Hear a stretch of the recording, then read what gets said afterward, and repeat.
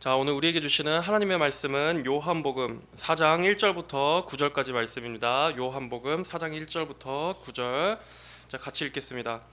예수께서 요한보다 더 많은 이를 제자로 삼고 세례를 주신다는 것을 바리새인들이 들은 줄을 예수께서 아셨다. 사실은 예수께서 친히 세례를 주신 것이 아니라 그의 제자들이 준 것이다. 예수께서 유대를 떠나 다시 갈릴리로 가시는 중이었다. 사마리아를 거쳐 가셔야 했으므로 수가라고 하는 사마리아의 한 성읍에 이르셨는데, 그 성읍은 야곱이 그의 아들 요셉에게 준 땅에서 가까운 곳이며 거기에 야곱의 우물이 있었다. 예수께서 여행으로 피곤하여 우물가에 앉으셨는데 때는 6시쯤이었다. 한 사마리아 여자가 물을 기르러 왔는데 예수께서 그 여자에게 말씀하시기를 나에게 물을 좀 다오라고 하셨다. 그분의 제자들은 음식을 사러 동네에 들어가고 없었다. 사마리아 여자가 그분께 말하기를 유대인인 당신이 어떻게 사마리아 여자인 저에게 물을 달라고 하십니까? 라고 하였으니 이는 유대인들이 사마리아인들과 상종하지 않기 때문이다. 아멘. 자, 오늘 우리가 읽은 본문은 복음서에서 아주 유명한 예수님과 사마리아 여인과의 대화입니다. 이 사마리아 여인에 대한 말씀은 복음서 중에서도 오직 여기 요한복음에만 기록되어 있는 이야기입니다. 앞으로 3번 정도에 나눠서 이 사마리아 여인과의 대화를 살펴볼 계획입니다. 우물가에서 우리 예수님과 이 사마리아 여인이 나누는 대화를 통해서 하나님께서 어떠한 것들을 가르쳐 주시고 또 우리에게 말씀으로 어떠한 은혜를 베풀어 주실지를 우리가 말씀을 살펴보면서 함께 알아보도록 하겠습니다. 자, 먼저 오늘 3절을 보면 예수님께서 유대를 떠나 갈릴리로 가셨다라고 말씀하고 있습니다. 예수님께서 갈릴리로 향하신 이유는 무엇 때문이었습니까? 그 이유는 1절을 보면 알 수 있습니다. 1절에 예수께서 요한보다 더 많은 이를 제자로 삼고 세례를 주신다는 것을 바리새인들이 들은 줄을 예수께서 아셨다. 여기서 이 바리새인들은 사내들인 공회의 유대인들이라고 할 수 있는데 이들은 당시에 유대교의 여러 행사와 또 종교적인 행사와 법들을 관장하는 권위 있는 기득권이었습니다. 이들은 많은 사람들이 예수님의 제자가 되기 위해서 예수님을 따르고 또 예수님께 세례를 받기 위해서 나아오는 이들의 수가 점점 더 많아지자 예수님의 세력이 불어나는 것을 점점 견제하기 시작했습니다. 만약 예수님께서 그들과 같은 편에 서신다면 크게 문제가 안 됐겠지만 예수님께서는 바리새인들에게 함께 동조하지 않으셨기 때문에 예수님의 세력이 점점 커져 나가는 것이 그들에게는 불안 요소로 작용했을 것입니다. 그래서 그들은 예수님을 시기하고 견제하기 시작했습니다. 그들의 이런 마음을 아신 예수님께서는 유대를 떠나서 갈릴리로 향하시기로 하셨습니다. 그들과의 불필요한 충돌을 피하시기 위해서였습니다. 왜냐하면 아직은 구원 사역을 성취하실 때가 이르지 않았기 때문입니다. 즉, 아직은 그들의 손에 잡혀서 십자가에 달리실 때가 아니었습니다. 영혼들을 더 건지시고 하나님 나라의 복음을 더 가르치셔야 할 때였습니다. 그렇기 때문에 예수님께서는 하나님께서 허락하신 때가 될 때까지는 의도적으로 자신을 감추셔야 했습니다. 바로 이러한 이유로 예수님은 유대를 떠나서 갈릴리로 가신 것입니다. 이렇게 하나님께서 자기 땅이라고 명하신 이 유대 땅은 그들의 땅의 주인이신 그들의 왕이신 예수님을 떠나시게 할 만큼 예수님에 대해서 무관심했습니다. 그들은 하나님을 섬기는 각종 의식들도 있었고 또 하나님의 율법도 소유하고 있었지만 정작 하나님의 아들이신 예수님께서 그들 가운데 오셨을 때는 알아보지를 못했습니다. 그만큼 그들 유대인들은 영적으로 죽어 있었고 형식만 남아있던 상태였습니다. 그리고 그로 인해서 구원은 갈릴리로 향하게 된 것입니다. 바로 이러한 것은 유대인들이 거절한 구원이 나중에 이방인들에게 열리게 되는 이 구속사적인 사건을 미리 예고해 주는 것이기도 합니다. 어쨌든 예수님께서는 그들과의 충돌을 피해서 갈릴리로 향하셨습니다.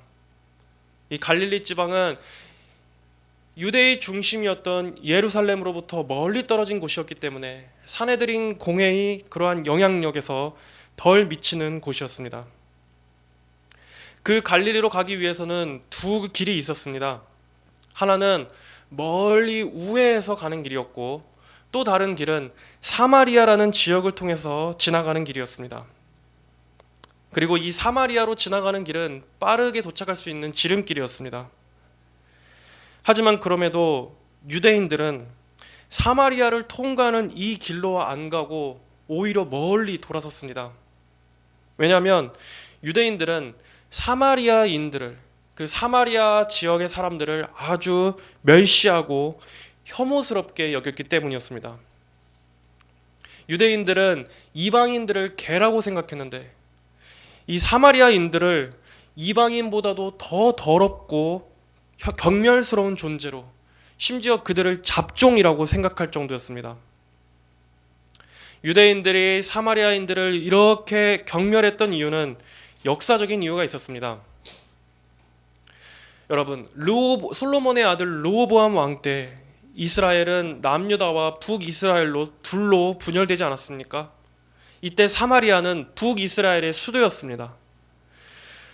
북이스라엘은 기원전 722년에 아수르 제국에 의해서 멸망하게 되는데, 그때 아수르 제국은 이 북이스라엘을 다스리기 위해서 지배정책의 일환으로 북이스라엘의 지식인들과 일부 상류층만 포로로 끌고 가고 나머지의 사람들은 이스라엘에 그대로 놔두고 이방인들을 그 지역으로 이주시키는 정책을 핍니다. 그래서 북이스라엘 사람들과 이방 민족들을 서로 통혼하게 만들어 버렸습니다. 왜냐하면 민족의 정체성을 흩어버려서 그들이 서로 단합하지 못하게 되면 반역을 하지 못하기 때문에, 바로 그러한 목적을 위해서 제국의 지배 정책으로 이러한 정책을 핀 것입니다.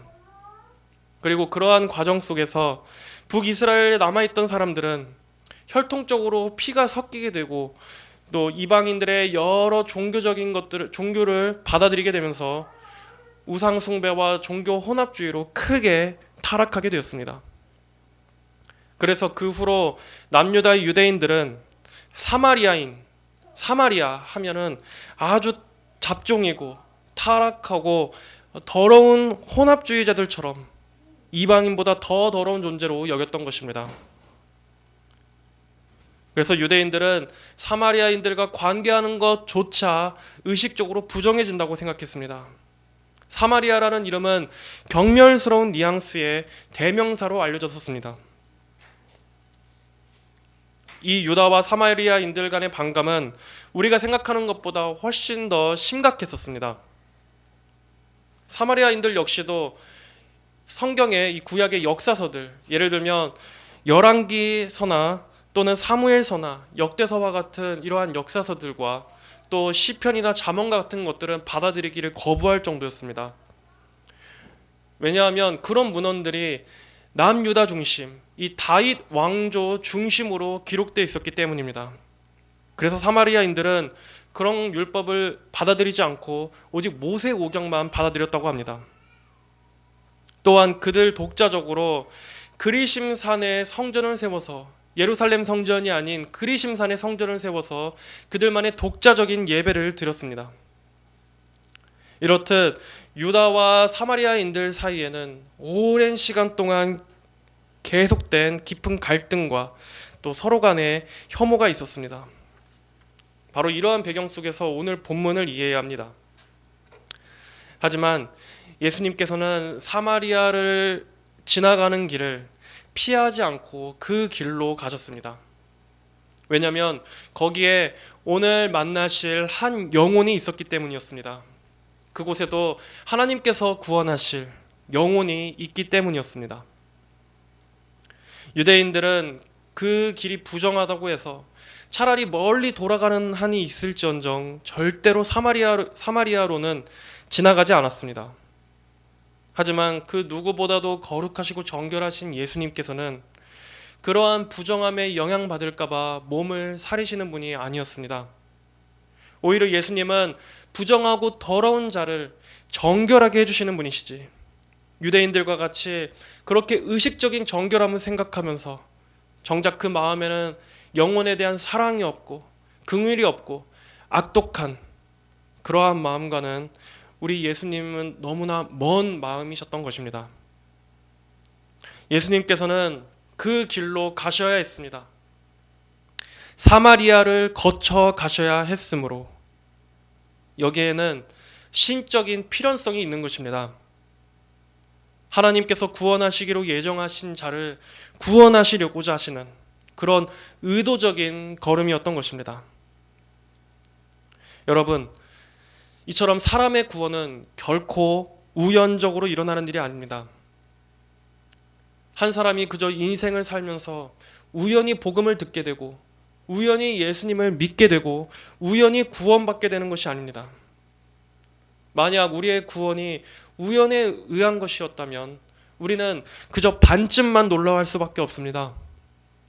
만약에 내가 미처 복음을 듣지 못했으면 어땠을까? 내가 그래도 예수님을 믿게 돼서 참으로 다행이다 하는 정도로만 여길 것입니다. 하지만 우리의 구원이 내가 예수님을 믿게 되고 하나님의 자녀가 되고 또 내가 영생을 은혜로 받게 된 바로 이러한 놀라운 일이 우연에 의한 것이 아니라 하나님의 영원전에 예정된 일이었다는 것을 우리가 알게 될 때 우리는 영원전부터 나를 아시고 구원하시기로 예정하시고 작정하신 하나님의 그 크신 사랑과 계획을 생각할 때 더 감탄하게 되는 것입니다. 나는 전혀 하나님에 대해서도 알지 못했었고 하나님을 전혀 의식하지도 못한 채로 살고 있었는데 그럼에도 불구하고 그때에도 하나님께서는 나를 아시고 보시고 계셨구나. 내가 하나님을 전혀 알지 못한 채 이 세상의 죄악 속에서 뒹굴고 있을 때조차도 하나님께서는 영원전부터 그분의 마음에 나를 품고 계셨구나. 이렇게 우리의 구원을 하나님께서 주도하시고 하나님의 때에 하나님께서 먼저 나를 만나 주셨구나 하는 것을 깨닫게 될 때 우리는 하나님의 구원을 더 크게 보게 되는 것입니다. 전능하신 하나님의 그 실패하지 않은 그 구원에 그 사랑에 대해서 더 높이게 되는 것입니다. 이처럼 하나님의 구원에는 한치의 오차도 없습니다. 구원의 계획에서 벗어나서 우연적으로 발생하는 일은 없는 것입니다. 하나님께서 구원하시고자 하신다면 그 영혼은 하나님의 때에 반드시 건진받게 됩니다. 하나님께서 하나님의 때에 그를 찾아와 그를 만나주시고 그를 건져내 주시는 것입니다.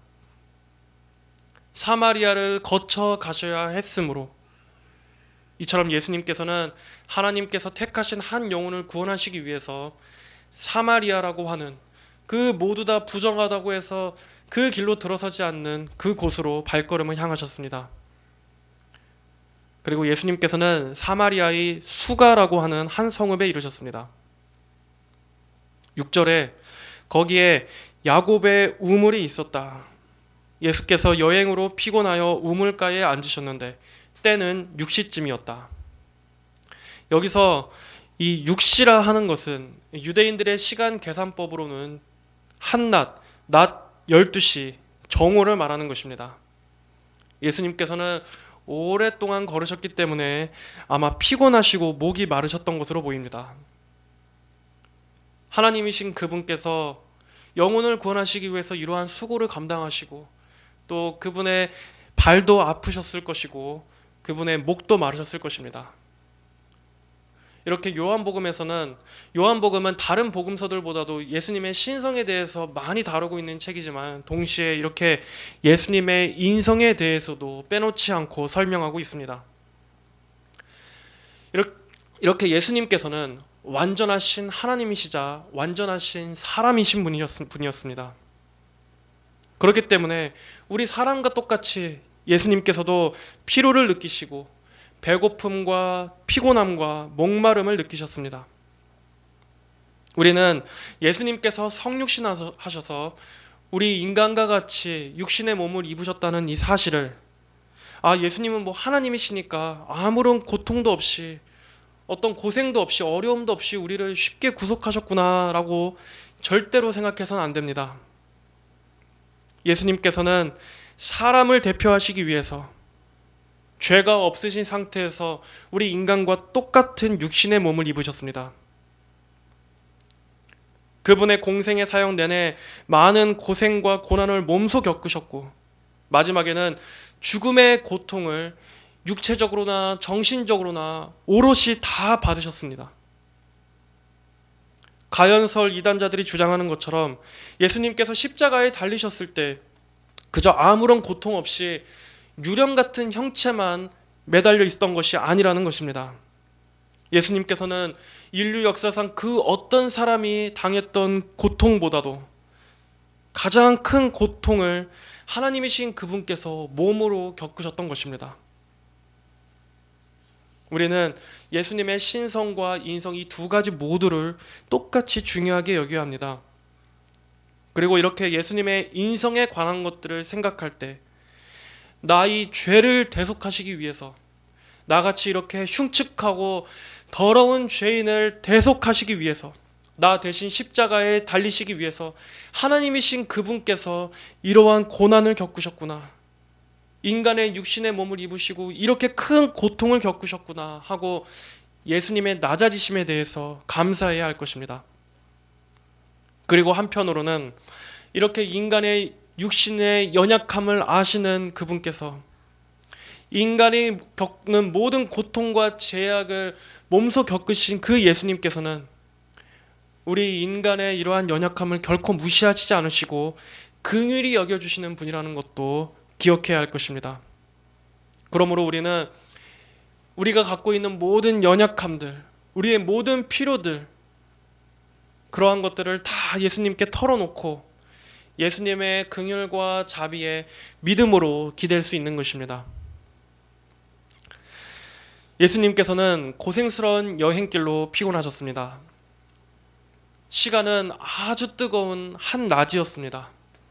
예수님께서는 잠시 쉬시고자 그리고 목이 마르셔서 물을 마시고자 우물가에 앉으셨습니다. 그때 한 여자가 우물가로 나왔습니다. 7절에 한 사마리아 여자가 물을 기르러 왔는데 이 여자는 사마리아 출신의 여자입니다. 앞서서 요한복음 3장에서는 예수님께서 누구와 대화하셨습니까? 니고데모였습니다. 여러분, 3장에서는 니고데모라는 한 인물과 예수님의 대화가 줄을 이루고 있고 여기 4장에서는 오늘의 주인공은 사마리아 출신의 한 여인입니다. 이 둘을 잘 비교해 보십시오. 니고데모는 아주 높은 신분의 종교인이었습니다. 반면에 이 4장에서 예수님께서 대화하신 이 여자는 우리가 앞서도 살펴봤듯이 이 사마리아라고 하는 당시 유대인들로부터 아주 멸시받는 그런 곳의 여자였습니다. 아마도 요한복음을 기록한 사도 요한은 이 니고데모라는 인물과 대조를 이루기 위해서 의도적으로 이 사마리아 여자를 기록한 것일지 모릅니다. 왜냐하면 구원은 니고데모와 같은 인물이나 사마리아 여자와 같은 사람이나 누구를 막론하고 모든 이에게 필요한 것이기 때문입니다. 우리는 이 여자가 어떤 사람이었는지 정확히는 다 알 수 없지만 본문에서 말씀하고 있는 몇 가지 근거를 통해서 그녀의 인생에 어느 정도 가늠해 볼 수 있습니다. 아마 물을 길러 나온 시간대로 봐서 이 사마리아 여인은 일부러 많은 사람들이 물을 기르러 나오는 그 시간대를 피해서 이 시간에 나왔을 것입니다. 왜냐하면 당시에 보통 물을 기르러 나오는 시간은 해가 뜨기 전인 아주 이른 오전이나 아니면 해 질 역 이후에 나오는 것이 일반적이었습니다. 하지만 지금 이때는 해가 중천에 뜬 아주 뜨거운 정오였습니다. 일부러 이 시간대에 나온 것은 아마 그녀가 사람들을 피해서 혼자 눈에 띄지 않는 이런 시간대에 나온 것으로 보입니다. 당시에 물을 기르는 일은 여자들이 담당하던 일이었는데 동네의 여인들은 이때 우물가에 모여서 서로 대화도 나누고 교제도 나누고 또 이렇게 담소를 나누고 했었을 것입니다. 하지만 그런 교제를 피해서 아무도 없는 시간에 혼자 물을 기르러 나왔다는 것은 아마 그녀가 사람들과 가까이 할 수 없는, 사람들로부터 깊이 될 만한 어떤 그런 사연이 있는 것으로 추측해 볼 수 있습니다. 아마 이것은 18절의 내용을 봐서도 유추해 볼 수 있습니다. 18절에 보면 그녀에게는 5 남편이 있었다고 말합니다. 당시 유대인들 사회에서 분명히 이렇게 잦은 결혼은 분명 어떤 문제가 있는 사람이라는 것을 나타내 주는 것이었습니다. 왜냐하면 유대인들 사회에서도 아무리 합법적인 결혼이라 할지라도 결혼은 최대 3번 정도까지만 허용하는 것으로 하고 그 이상은 금했기 때문입니다. 그런데 이러한 최대치를 넘어가면서까지 남편이 5명이나 있었고 거기다가 지금 또 다른 남자와 살고 있다고 한다면, 성경에서 그 이상은 많은 말을 안 한다 할지라도 분명히 우리는 이 여자의 인생 자체가 아주 기구한 그러한 삶의 여자였을 것이라 생각해 볼 수 있습니다.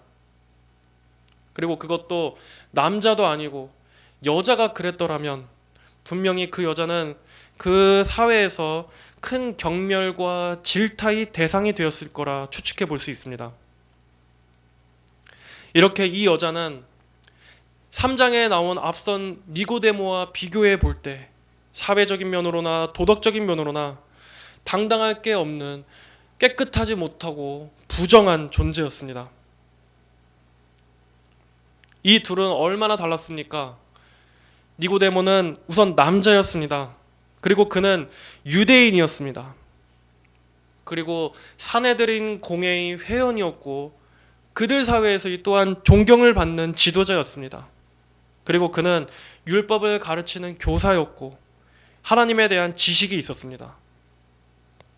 하지만 반면에 이 사마리아 여인은 혈통적으로도 사마리아인이었고 또 그 여자는 분명히 하층민이었을 것입니다. 그녀는 당시 사회에서 천하게 여김받는 존재였고 또 아무것도 배운 것도 없었습니다.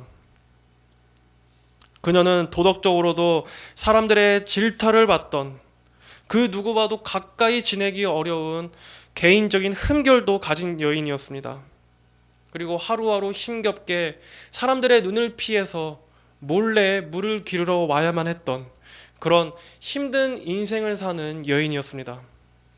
심지어 성경에서조차도 그녀의 이름을 따로 기록하지 않을 만큼 그녀는 그냥 사마리아 출신의 여자였을 뿐이었습니다.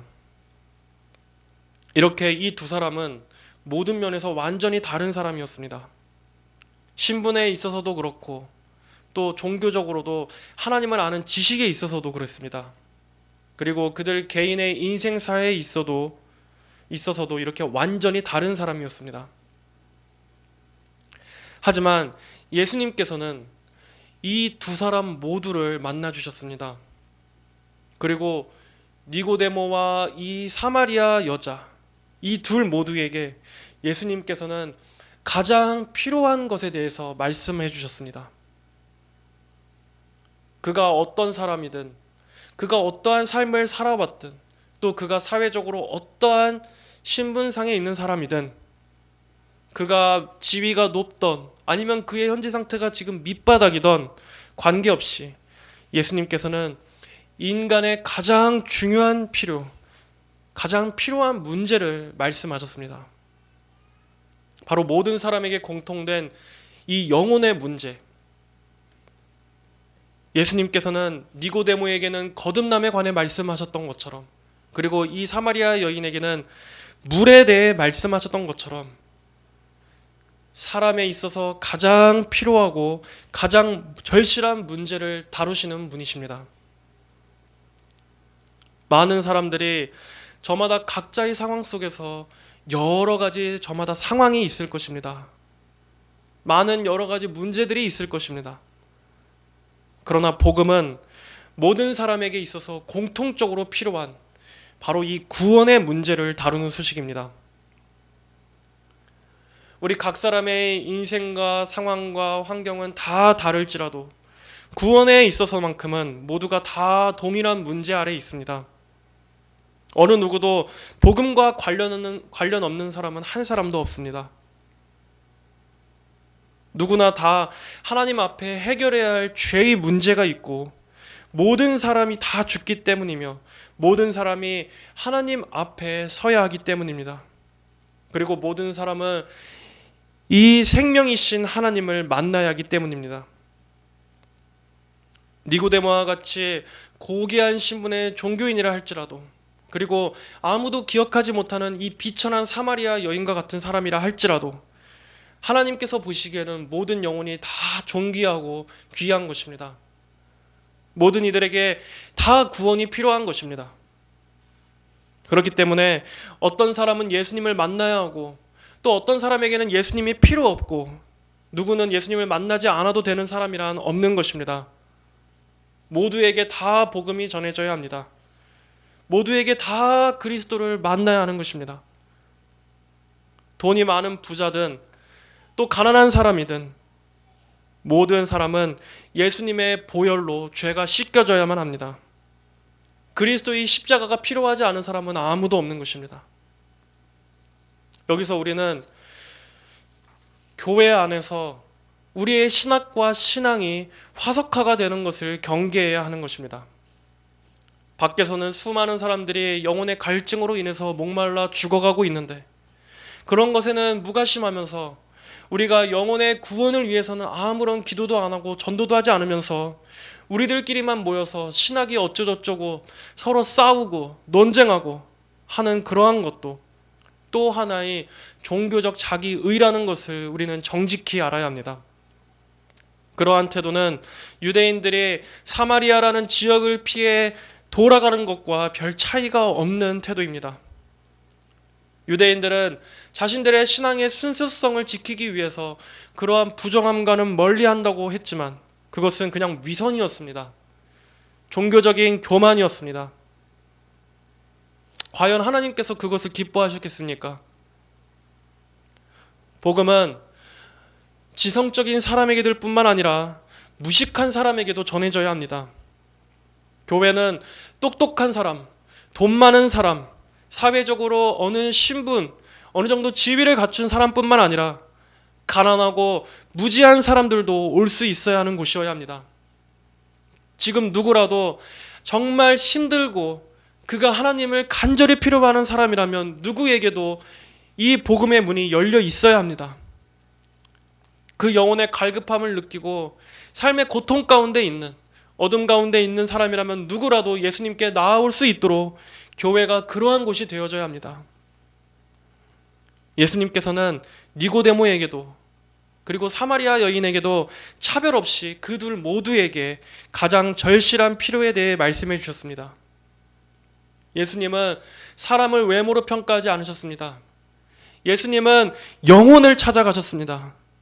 그리고 한 사람의 영혼으로서 그 사람을 바라보셨습니다. 그가 사회적으로 높은 지위에 있다고 해서 그를 더 높게 보실 것도 아니었고 그가 사회적으로 아무리 비천한 상태에 있다고 해서 그를 멸시하지도 않으셨습니다. 어떠한 면에서 이 사마리아 여인은 니고데모보다도 훨씬 더 많은 복을 받았다고 할 수 있습니다. 니고데모 때는 니고데모가 예수님을 찾아왔지만 이 사마리아 여인 같은 경우에는 예수님께서 그녀를 먼저 만나 주셨기 때문입니다. 예수님께서 그녀를 찾아와 주셨기 때문입니다. 니고데모는 그는 종교적인 관심사를 가지고 주님을 찾아왔었습니다.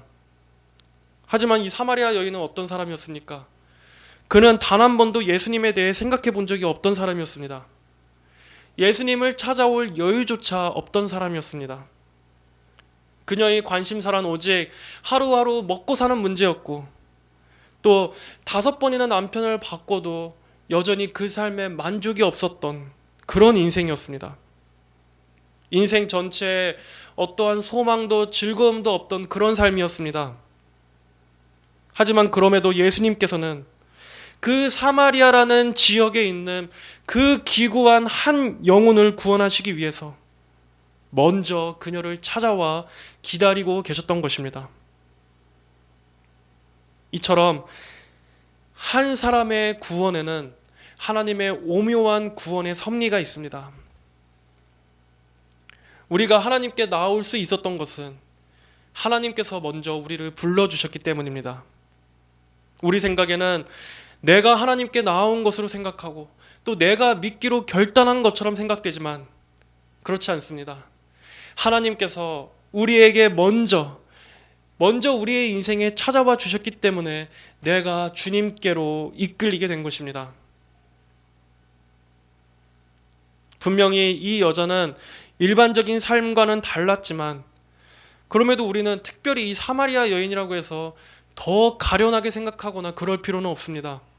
왜냐하면 우리 역시도 이 여자와 같이 아무것도 내세울 것이 없었던 부끄럼 많은 죄인이었기 때문입니다.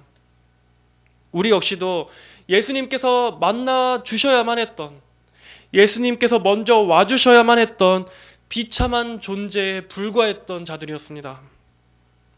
사마리아 여인도 마찬가지고 우리 역시도 마찬가지고 그리고 니고데모와 같은 사람들 역시 모두가 다 마찬가지입니다. 모두는 다 예수님께서 우리에게 은혜로서 다가와 주셔야만 하는 존재입니다. 그 어느 누구도 하나님 앞에 대단하거나 하나님의 은혜를 받아낼 만한 그러한 사람은 아무도 없는 것입니다. 오히려 이렇게 낮은 자였을 때 예수님께서는 더 다정하게 대해 주셨습니다.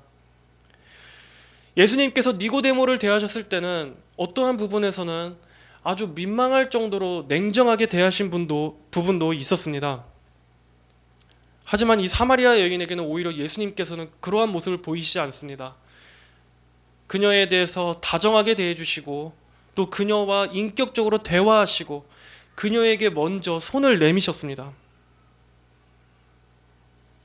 니고데모와 같은 경우에는 그의 종교적인 허울과 자기 의가 깨져야 할 부분이 있었습니다. 하지만 이 사마리아 여인의 경우는 그렇게 자기 의 같은 걸 내세울 만한 게 아무것도 없었습니다. 그녀는 그저 정말 자신이 부끄러운 죄인이고 한없이 부정한 존재라는 것을 잘 알았습니다. 17절에 보면 저에게는 남편이 없습니다 라고 말한 것을 봐서 그녀는 지금 자신이 어디에도 행복이 없고 안식이 없는, 도덕적으로나 정신적으로나 여전히 헤매고 있고 목마른 상태라는 것을 깊이 인식하고 있다는 것을 알 수 있습니다. 이렇게 우리가 하나님의 은혜를 입기 위해서는 우리 자신의 의에 대해서 철저하게 내려놓아야 합니다. 나 자신은 정말 너무나 부끄러운 죄인일 뿐이라는 것을 겸손히 인정해야 합니다. 인간의 본성은 항상 자신의 무언가를 하려고 합니다. 내가 어떻게 무언가를 행해야 하고 또 내가 이것도 끊어야 하고 저것도 행해야 하고 이렇게 인간의 본성은 자꾸 사람을 종교인이 되게 만듭니다. 바리새인이 되게끔 만듭니다. 하지만 바리새인에게는 예수님이 필요 없습니다. 예수님의 의가 아니어도 자기의 의로서 쌓으려고 하기 때문에 바리새인의 의는 예수님을 떠나가게 만듭니다. 하지만 하나님의 은혜를 받기 위해서 또 하나님의 그러한 구원의 은총을 얻기 위해 우리가 정말 가장 먼저 깨달아야 하는 사실은 바로 나는 아무것도 할 수 없다 하는 것입니다. 나는 나의 힘으로는 도저히 아무것도 할 수 없는 존재이구나. 하나님께서 기뻐하시는 선을 내 힘으로는 이룰 수가 없구나. 나는 오히려 하나님 앞에 날마다 죄만 쌓고 있는 존재이구나. 내 앞에 하나님 앞에서 당당하게 설 수 있는 그러한 선한 의는 아무것도 없는 나는 참으로 타락한 존재일 뿐이구나 하는 것을 철저하게 인정하는 것입니다. 내 힘으로는 결코 거룩해질 수 없고 내 힘으로는 절대 죄를 끊을 수 없고 내 힘으로는 단 한 가지도 선해질 수 없고 의로워질 수 없다라는 것을 인정하는 것, 바로 여기서부터 구원이 시작되는 것입니다. 은혜는 무엇입니까? 받을 자격이 있는 자가 아니라 받을 자격이 없는 자에게 베풀어 주시는 호의입니다. 만약 내가 내 안을 봤을 때 하나님 앞에 무언가 받아들여질 만한 자격이 있다고 생각한다면 그것은 여전히 한참 잘못된 것입니다. 우리는 철저하게 나는 하나님 앞에서 아무것도 아니고 하나님 앞에서 아무것도 할 수 없는 존재다. 오직 내게 필요한 것은 하나님의 전적인 은혜고 하나님의 전적인 긍휼과 용서뿐이다. 모든 것이 다 하나님의 주권이고 은혜에 속한 것이다 라는 것을 겸손히 인정하고 그러한 것만을 구해야 합니다. 하나님께서 기뻐하시는 마음은 바로 그런 마음입니다. 그래서 하나님께서는 우리가 하나님 앞에서 바로 우리의 이 마음이 굴복할 때까지 여러 가지 도구들을 통해 인간의 마음을 낮추십니다. 때로는 인생의 큰 실패나 큰 어려움을 통해서 아니면 어떠한 큰 슬픔을 통해서 하나님께로 부르실 때도 있습니다.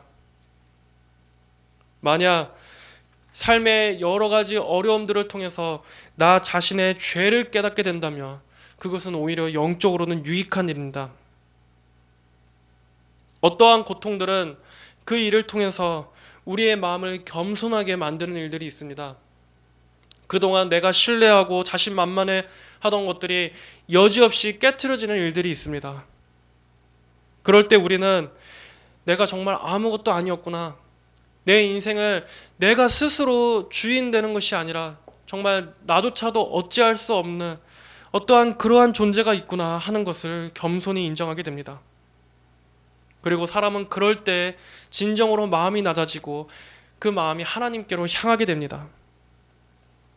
하나님께서는 이러한 삶의 고통을 통해서 사람으로 하여금 하나님에 대해서 그리고 자신의 무력함에 대해서 깨닫게끔 만드십니다. 또한 때로는 육체의 질병으로 우리를 낮추실 때가 있습니다. 우리가 육체적으로 건강해서 아침부터 밤 늦게까지 이 바쁜 삶 속에 돌아다니고 하루 종일 우리의 삶에 파묻혀 지낼 때는 결코 의식하지 못합니다. 영적인 일들에 대해서도 전혀 생각할 마음을 갖지 못하고 하나님의 존재에 대해서도 또 하나님의 말씀에 대해서도 전혀 생각하지 않은 채 바쁘게 살아갑니다. 하지만 내가 몸이 아파서 몸져 눕게 되면 어떻습니까? 세상에서 그토록 중요하다고 생각했던 것들이 정작 몸이 아파서 아무런 기력이 없을 때는 중요하지 않게 느껴집니다. 그때는 오로지 제발 빨리 나았으면 하는 생각만 간절할 뿐입니다. 또 한편으로는 우리는 그러한 병상의 자리에서 사람의 죽음에 대해서도 생각해 보게 됩니다. 삶의 허무함에 대해서 생각해 보게 되는 것입니다. 내 삶의 마지막에도 언젠가 이렇게 누워서 임종을 맞이할 때가 오게 될 텐데 과연 그때 어떠한 것이 내게 소망이 되어줄 수 있을까? 내 인생의 마지막에 이르러서 그때 내게 가장 소중한 것이 무엇이 될 수 있을까? 하고 이렇게 조용히 생각해 볼 수 있는 것도 육체의 질병으로 인해 병상 위에 있을 때입니다. 이렇게 하나님께서는 우리의 삶의 여러 가지 기구한 상황들 속에 우리를 놓아두셔서 하나님께로 이끄시고는 합니다. 그래서 우리가 모든 것이 평안하고 모든 것이 갇혀 있었다면 결코 듣지 못했을 그러한 하나님의 부르시는 음성을 이렇게 우리가 실패하고 나서야 우리가 몸져 눕고 나서야 우리가 삶의 밑바닥이 될 때까지 낮아지고 나서야 그 음성을 듣게 되는 경우들이 있는 것입니다. 그리고 그러한 것들이 오히려 계기가 돼서 하나님 앞에 한 명의 죄인으로서 나와 엎드리게 되는 일도 많습니다. 이 사마리아 여자는 아무것도 내세울 수 없는 비천한 처지였지만 그럼에도 하나님의 구원은 이 이름 없는 여자에게까지 미쳤습니다. 사람들은 이 여자를 다 기피한다 할지라도 예수님께서는 친히 이 여인에게 먼저 다가가 주셨을 뿐만 아니라 그 여자에게 물을 달라고 요청까지 하셨습니다. 남자로서 또 유대인의 신분으로서 예수님께서는 그 모든 금기를 깨시고 이 비천한 사마리아 여인에게 부탁을 하시고 요청을 하셨던 것입니다. 우리가 다음 주에 다루겠지만 예수님께서는 사마리아 여자를 이 물을 깃는 우물가에 만나시고 물에 대해 말씀하시면서 진정한 영적인 생명수에 대한 이야기로 이끌어 가시는 것을 보게 될 것입니다. 오늘은 짧게 이 사마리아 여인과의 이 만남, 이 초반부에 대해서만 살펴보았습니다. 성도 여러분, 우리는 우리의 구원에 있어서 하나님의 세심한 섭리의 손길이 있었다는 것을 반드시 기억하시기 바랍니다. 내 인생에서 하나님께서 허락하신 그 모든 일들이, 그리고 지금의 내가 나되게 한 이 모든 일들이 하나님의 인도하심 가운데 된 것이고, 하나님께서 나를 찾아와 주시고 만나 주시기 위해서 섭리적으로 행하신 것을 믿으시기 바랍니다. 우리 각자의 지난 인생을 돌아볼 때 여러 가지 많은 일들이 있었을 것입니다. 우리 각 사람의 인생의 개인사 속에서 여러 가지 많은 우여곡절들이 있었을 것입니다. 하지만 그 모든 일들은 하나님께서 우리에게 오시기 위해서 다 세심하게 조율하시고 하나님의 때에 하나님의 섭리 안에서 일어난 일들입니다. 사마리아 여인에게 있어서 물을 기르러 나온 이 일은 그저 하나의 여느 때 다름없는 일상이었습니다. 그저 그날 가보니 예수님께서 우물가에 앉아 계셨던 것뿐이었습니다. 하지만 구원의 관점에서 본다면 그것은 결코 우연이 아니었습니다. 하나님의 영원전의 구원 계획이 바로 이 땅에서 그 시점에 실현되는 것이었습니다. 그녀에게 있어서는 특별할 것 없는 하루의 일상이었지만 하나님의 영원한 계획 안에서 그 날은 그녀에게 구원의 빛이 비치는 날이었습니다. 우리 역시도 나의 구원이 내가 믿기에 앞서서 먼저 예수님께서 나를 기다리고 계셨고 하나님의 때에 내게 와주셔서 나를 만나주신 것임을 생각한다면 우리는 이 구원을 더 감사하게 여기게 될 것입니다.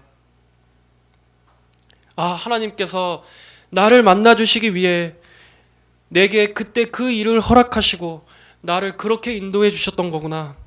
그래서 나를 이렇게 깎으셨구나. 내 모든 지난 삶들이, 심지어 힘들고 슬펐던 그 시간들조차도 하나님께서 나를 만나주시려고 그랬던 것이구나 하는 것을 우리는 그때 비로소 알게 될 것입니다. 그러므로 하나님의 세밀하시고 놀라우신 섭리를 생각하십시오. 그렇다면 우리의 앞으로의 삶도 하나님만을 전적으로 신뢰할 수 있을 것입니다. 이처럼 하나님께서는 구원하시고자 하시는 영혼을 반드시 구원하십니다. 아무리 별 볼 일 없고 부끄럽고 수치스러운 죄인이라 할지라도 하나님께서는 그 영혼을 찾아가셔서 그의 부끄러움과 그의 깊은 영혼의 질병과 그의 수치스러운 죄들을 다 고쳐주시고 가려주시는 분이십니다. 그리고 사람에게 있어서 가장 본질적으로 중요한 바로 그 필요를 채워주십니다. 바로 영혼의 필요입니다. 예수님께서 말씀하시는 그 물이란 바로 이러한 실제적인 영혼의 생명수를 말씀하는 것입니다. 우리는 나 역시도 이 사마리아 여자와 다르지 않았다는 것을 알아야 하겠습니다.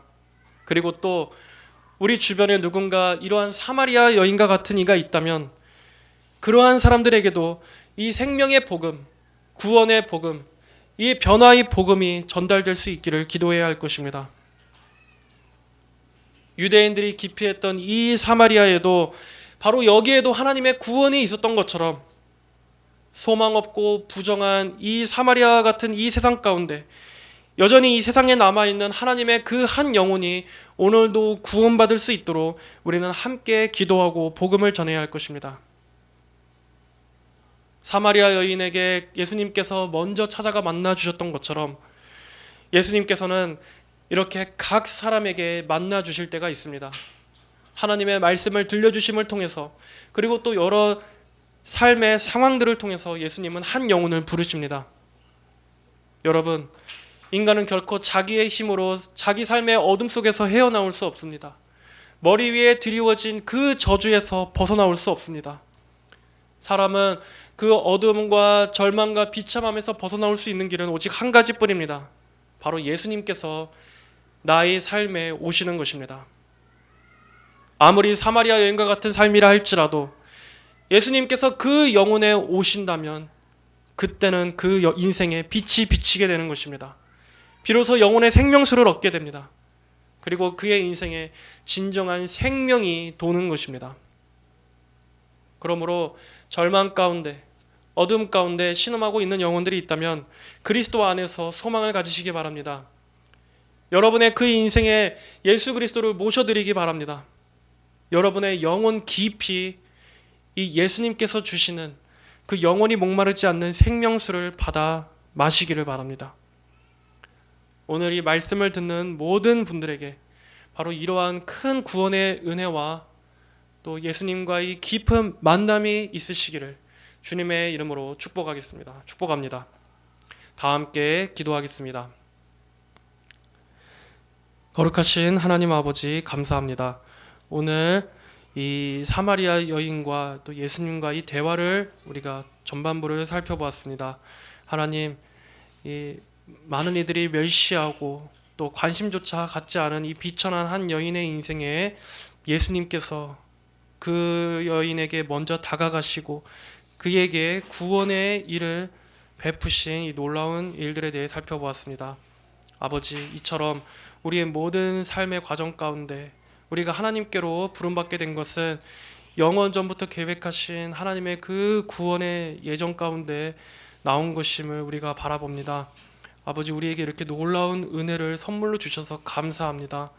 아버지, 우리가 하나님을 알지 못한 그때에도 우리를 아시고 하나님의 때에 우리를 불러주신 그 하나님의 사랑을 바라보면서 우리가 하나님의 그 구원을 더 크게 여길 수 있도록 인도하여 주시고 하나님을 더 사랑하며 이 구원의 은총을 소중히 여기는 우리들의 삶이 되게 하여 주시옵소서. 예수님께만 소망이 있고 예수님께만 이 갈급한 영혼에 채워주시는 그 목마르지 않는 생수가 있음을 믿습니다. 우리 모든 성도들 그리스도 안에서 이러한 기쁨과 영혼의 참된 만족을 누리며 살아갈 수 있도록 은혜를 베풀어 주시옵소서. 감사드리며 살아계신 우리 주 예수님의 이름으로 기도하였습니다. 아멘.